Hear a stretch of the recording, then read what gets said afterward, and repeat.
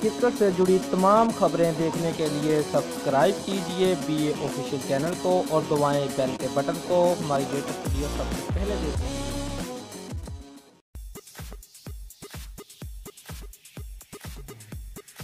पाकिस्तान और न्यूजीलैंड के दरमियान दूसरे T20 मैच में पाकिस्तान ने पहले बैटिंग करते हुए रन का पहाड़ खड़ा कर दिया और 202 रन का टारगेट दिया।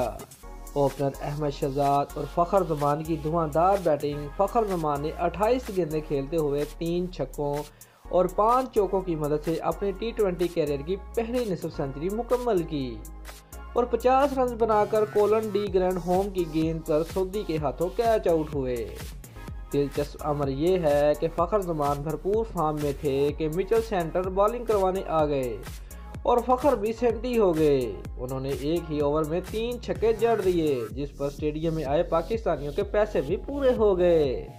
दोस्तों, अगर आपको हमारी वीडियो पसंद आई है तो लाइक और शेयर लाजमी करें और हमारे चैनल को सब्सक्राइब करना मत भूलिए। शुक्रिया।